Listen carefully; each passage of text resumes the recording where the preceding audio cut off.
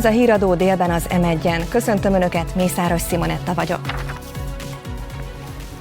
A hagyományoknak megfelelően zászlófelvonással és tisztavatással kezdődött az államalapítás ünnepe a parlament előtt.